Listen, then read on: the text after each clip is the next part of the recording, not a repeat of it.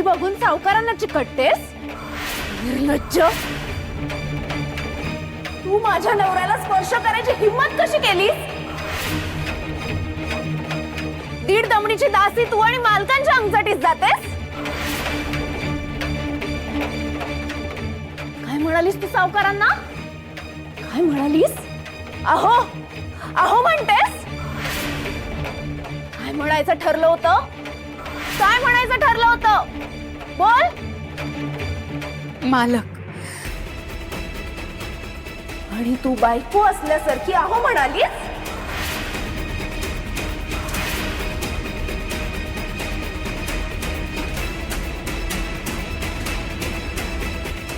चुकलं माझं.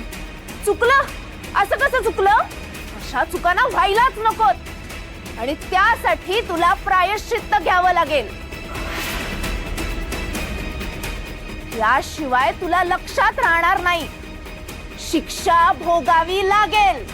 हो पण काय? आता स्वतःहून स्वतःच्या सणसणीत थोबाडीत मारून घ्यायच्या.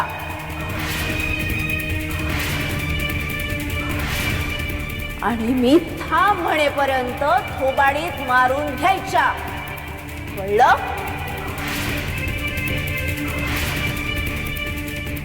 चल कर सुरू. माझ्याकडे काय बघतेस? चुकलीस ना, मग भोग आता.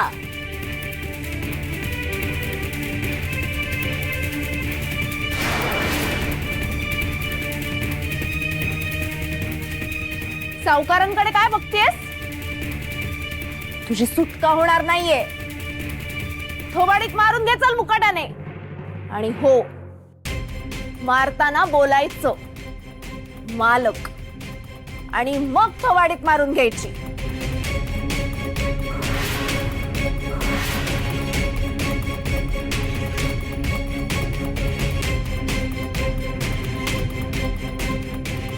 कळतंय मला.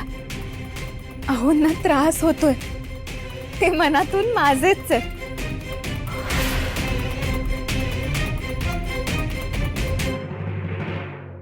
मालक. मालक.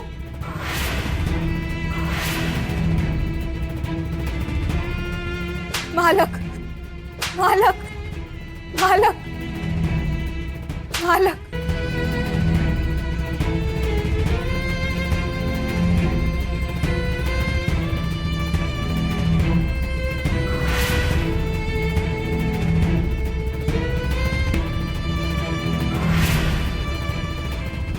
मालक. मालक. मालक.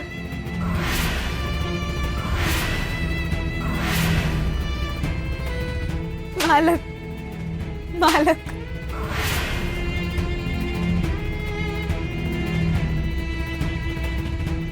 मालक. बास करा वहिनी, बास करा आता.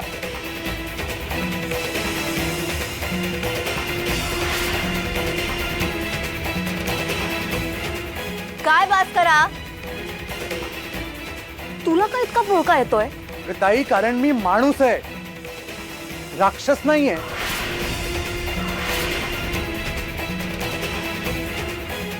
आणि मला मन आहे. आणि मुळात वहिनींनी त्यांच्याच नवऱ्याला अहो हाक मारली ना. मग त्यात त्यांनी गुन्हा काय केला? आणि ही शिक्षा नाहीये, क्रूर थट्टा आहे ही. आणि त्याही पेक्षा क्रूर हे आहे ना, या माथे फिरू माणिकचे हे कृत्य आपण मुकाट उभं राहून बघतोय. का सहन करतोय आपण हे? हा दादा, अरे नवरा म्हणून नाही, पण एक जिवंत माणूस म्हणून तुला वहिनींवर दया नाही येते का? अरे का तू खरंच दगडाच्या काळजाचा झालायस? नुसतं बघत काय उभं राहतोस? डोळे उघडे ठेवून ही निर्दयी गोष्ट बघतोयस तू. विना, गप्पा बस. लायकीपेक्षा जास्त बोललास. या घरात तुझ्यापेक्षा सगळे मोठे आहेत. लहानांनी अक्कल शिकवायची गरज नाहीये. अति होतंय हा तुझं. करमाई जे सुरू आहे ना, ते अति होतंय आता. आणि हे माझ्यासारख्या लहानालाही कळतंय. तुम्हा सगळ्यांना कळतंय, पण तुम्ही दुर्लक्ष करताय. हे कोणतं मोठेपणाचं लक्षण आहे? विनू भाऊजी, तुम्ही कशाला बोलताय? तुमची मर्यादा सांभाळून राहा. आणि मोठ्यांना वाटतंय ना माझ्याकडून चूक झालीये म्हणून ही शिक्षा दिलीये ना, आणि ही शिक्षा मी भोगतेय. तुम्ही का मध्ये बोलताय? मी लहानपणी पाहिलेला तो गुणी मुलगा इतका उद्धट कधी झाला? वहिनी अहो, कमाल आहे. अहो मी तुमच्यासाठी भांडतोय आणि तुम्ही मलाच बोल लावताय. हा एवढा एवढा अन्याय का सहन करताय तुम्ही? विनू भाऊजी बोलू नका, मी पाया पडते तुमच्या. हे माझे भोग आहेत, मी भोगेन. कठीण आहे. नाही खरंच हा काय अघोरी प्रकार चाललाय ना, मला कळतच नाहीये.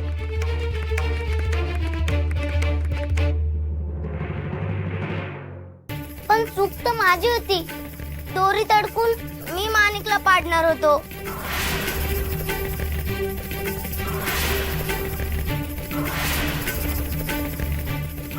काय?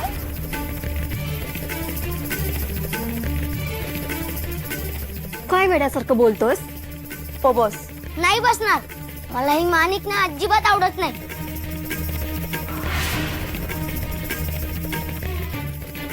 नुसतं सखू मामीला छळत असते. शंभू धपाटा घालीन. काय नाही हो वंच, हे सगळं त्या सखूनीच शिकवलंय ह्याला कुठनं येणार आहे एवढी अक्कल? मी काय का सखू? विनू भाऊजींशी बोलायचं निमित्त करून थांबलीस कशाला? मी थांब म्हंटलय का? चल मारून घे थोबाडीत.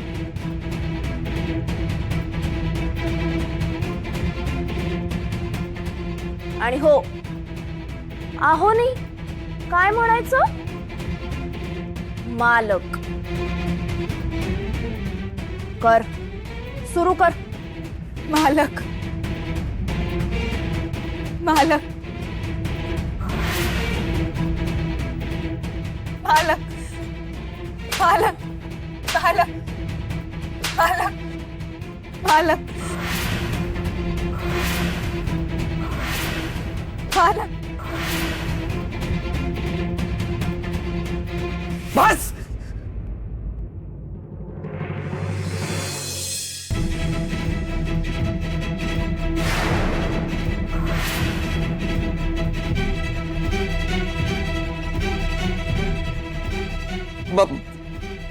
बाद झाली शिक्षा.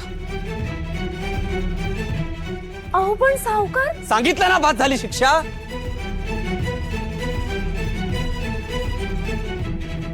घरात रोज रोज तमाशा नकोय आणि पुढे एक शब्द नकोय मला.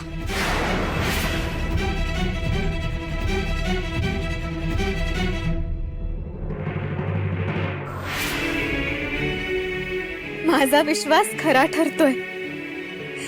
अहोंच्या मनात खोलवर अगदी थोडी का होईना पण माझ्यासाठी प्रेमाची ओल आहेच. तेवढंच पुरे आहे मला विठुराया.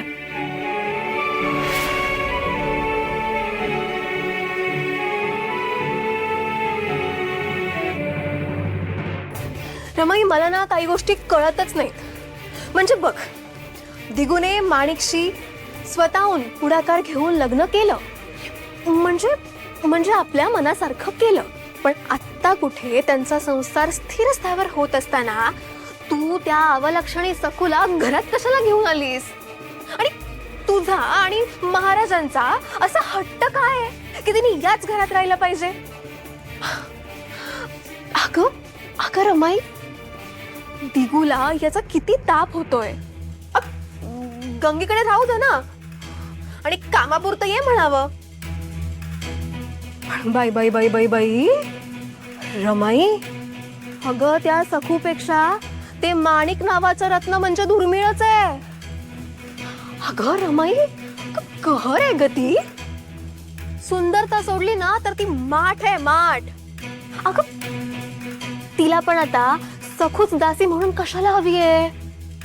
सुभेदार काही दुसरी दासी देऊ शकत नाहीत. पण नाही म्हणे सखूला जळवायचंय. अगं माठ, ती सखू आहे ना आग आहे, आग. त्या माणिकच्या स्वप्नांची ना राग करेल, राग. पण चल जाऊ दे, तिला एक काही कळतच नाही. पण रमाई, तुला पण नाही कळत? मला तर बाईना हे काही पटतच नाहीये मला. पण जाऊ दे, मला काय करायचंय? मी आपलं सांगायचं काम केलं. यमुने, रमाई, मी हे सगळं बोलतेय कारण ती सखू अगं माझ्या शंभूला नको ते शिकवतीये. आता मला एक सांग, हा सगळा तमाशा कशामुळे झाला? तर शंभूनी दोरी बांधली म्हणूनच ना. पण माणिकनी म्हटल्याप्रमाणे ही अक्कल कोणाची आहे? शंभूची तर नक्कीच नाहीये. ही अक्कल त्या सखूचीच आहे. वर ती सखू फाड थोबाडीत मारतीये, पण तरी सुद्धा तिच्या चेहऱ्यावर हसू आहे.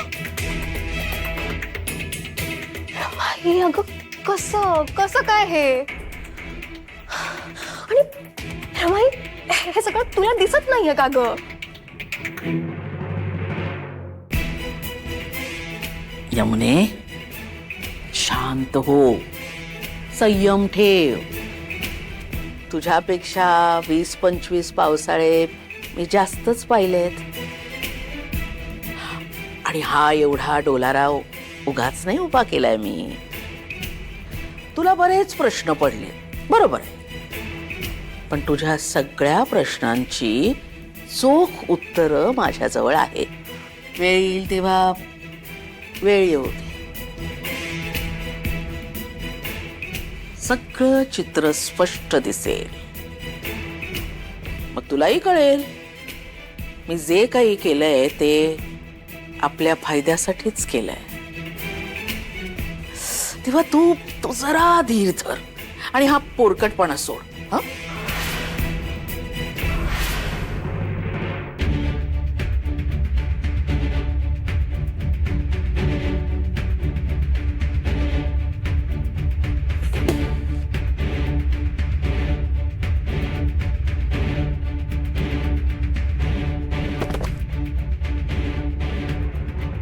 भाऊजी, तुमच्या वहिनींवर रागवलात का? अहो, असं नका हो रागवू. लक्ष्मणासारखा आहे की नाही दीर माझा? हो, असेल ना मी लक्ष्मणासारखा. तुम्ही सुद्धा सीतामाई आहात, पण दादा राम आहे का? नाही, कारण तो होता रामासारखा. हो, म्हणून तर मी लक्ष्मण झालो ना. श्रीरामांसारखा एक पत्नी आणि सत्यवचनी होता दादा. तेव्हा त्याची सत्सद विवेक बुद्धी जागी होती ना. आणि आता माणूस इतका कसा बदलू शकतो? तसं नाही हो भाऊजी. हे सगळं वरवरून पांघरलेलं कातड आहे. आतून त्यांचं काळीज कोमलच आहे. अहो, तुम्ही बघितलं नाहीत का? आज त्यांनी शिक्षा थांबवली कारण त्यांना त्रास सहन झाला नाही. वहिनी, तुमच्या शब्दात सुद्धा कौतुक दिसतंय. नाही, मी शिक्षा थांबवत होतो ते तुम्हाला नको होतं. आणि दादाने पार परिसीमा गाठल्यावर शिक्षा थांबवली तर तुम्हाला त्याचंच कौतुक वाटतंय. धन्यवाद. तुम्ही खरंच सीतामाई आहात. तुम्हाला माझा त्रास दिसतो. हो, अगदी तसंच मला माझ्या आहोंचा त्रास दिसतो. आणि तुम्ही असं बोलताय कारण तुम्हाला तो त्रास दिसत नाही. माझा प्रत्येक अपमान मी आहोंच्या डोळ्यात पाहिलाय. आणि आता तर मला खात्री पटली, जे आपल्यावर जीवापाड प्रेम करतात ना, तेच आपला टोकाचा राग सुद्धा करू शकतात. अहो, पण वरवरचा माझे अहो मला नाही, त्यांना स्वतःलाच शिक्षा करतात. भाऊजी, पण त्यांच्या मनात माझ्याबद्दल ओल आहे. माझ्या खरेपणाचा त्यांना विश्वास आहे. आणि तुम्ही बघा, एक ना एक दिवस तो व्यक्त केल्याशिवाय ते राहूच शकणार नाही. म्हणूनच तर मी एवढं सगळं सहन करू शकते. आणि तुम्ही अजिबात त्रास करून घेऊ नका. हा सखू, अगं कुठे? बाहेर गुळ पाणी घेऊन जा. हो काकू, आले. भाऊजी, तुमचा मला खूप आधार आहे. असेच भावासारखे पाठीशी खंबीर उभे राहा. जितके माझ्या तितकेच आहोंच्या. आलेच.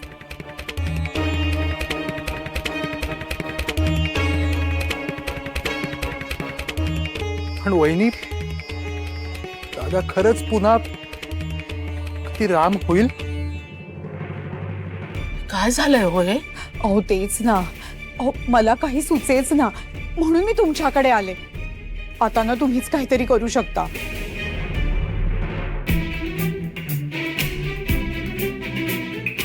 असं असं म्हणजे खरंच काळजी करण्यासारखं नाहीये. आईने मला सुचवलं तशी आम्हाला बाहेर जाण्यासाठी संधी निर्माण केलेली दिसते. काकू, गुळ पाणी घ्या.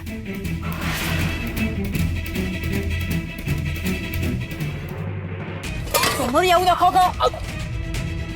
तसा मेली ती मांजरी सारखी मध्ये मध्ये येत असते. खरं सांगते तुम्हाला, हिला बघितलं ना की असं वाटतं की आपलं काम तर आता होणारच नाही. म्हणजे सखूमुळे संधी जाणार की काय? अगं ए, आईनी काय सांगितलं ते ऐकलं नाहीस का? उचल तो पेला आणि हो मागे.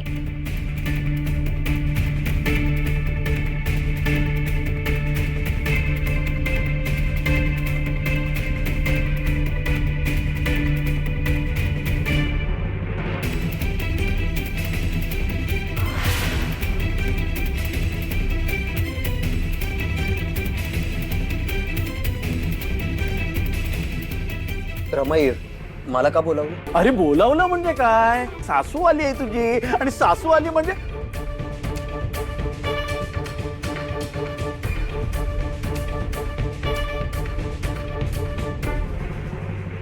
अरे तुझ्या सासूबाई एका महत्वाच्या कामासाठी तुला भेटायला आल्यात. त्यात सांगतील सगळं.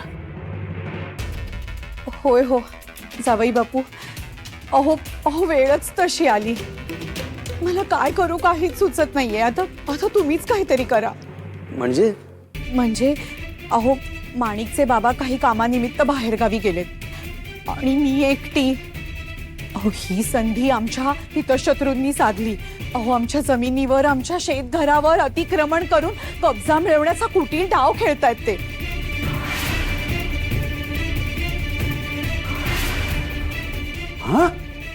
आता अशा वेळी जर कोणीतरी घरचा माणूस शेतघरावर असेल तर त्यांचं धाडस होणार नाही ना काही करण्याचं, म्हणून मी आले.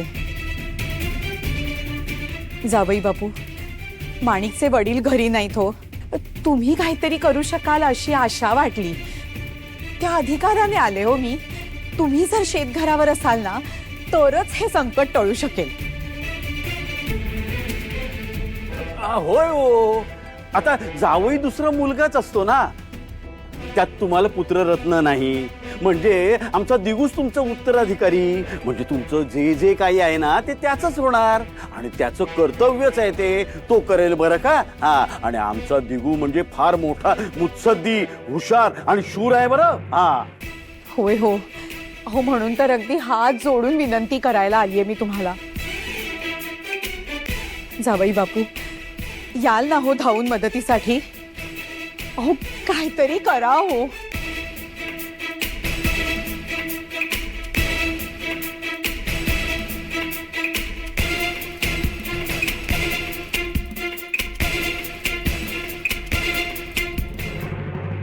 दिगू, अरे काय झालं? अरे तुझ्या सासूबाई हात जोडून तुला विनवणी करतायत. तुझ्याकडनं उत्तराची, आधाराची अपेक्षा करतायत. बरं, मी बघतो. माणिक, तू पण जा जा, तयारी करायला लाग. जा जा जा जा. माणिक, ती कशाला?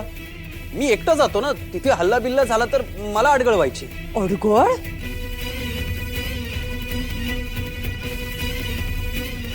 अडचण.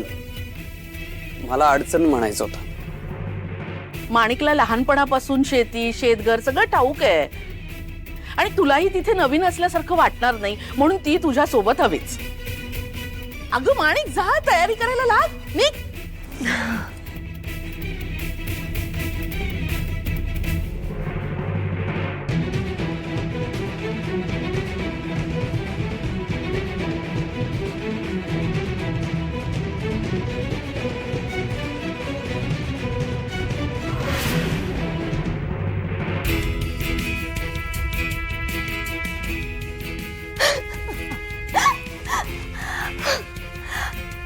अखेर आईने संधी निर्माण केलीच.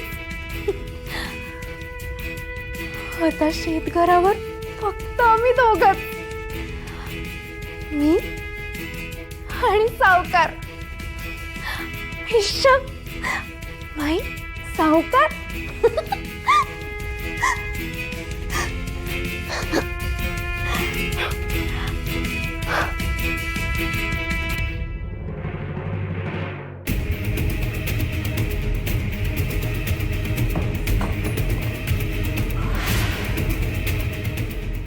अहो सुभेदार काकांच्या शेतघरावर जाणार, पण काहीतरी आहे, जीवाला घोर लावणारं काहीतरी आहे. त्या सुभेदार काकांच्या शत्रूंनी हल्ला केला तर अहो एकटे काय करतील. आता 2-3 दिवस तरी आम्हाला दोघांनाच राहायला मिळू दे, मी आणि सावकार. सावकार आणि मी. ऐकलंच ना रे विठुराया, त्या माणिक ताईंच्या आई आल्या, त्यांच्या शेतघरावर कोणीतरी कब्जा केलाय म्हणून ते आहोंना पाठवतायत. अहो वरवर जरी कठोर वागले तरी त्यांचा स्वभाव तसा नाहीये रे. मग त्यांनी असं एकटं जाणं धोक्याचं नाहीये का? मला खूप काळजी वाटतेय रे.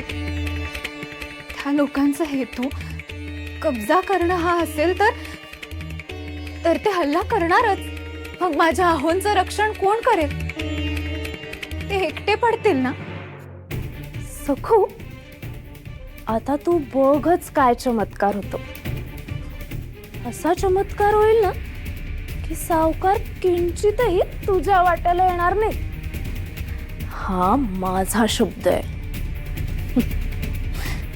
सावकार आता फक्त एकच जप करते, माणिक माणिक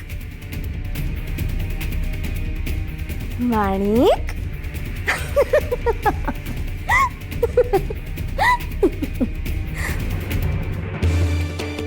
आणि विठुराय, त्या माणिक ताईंचा ना मला अजिबात भरोसा वाटत नाही.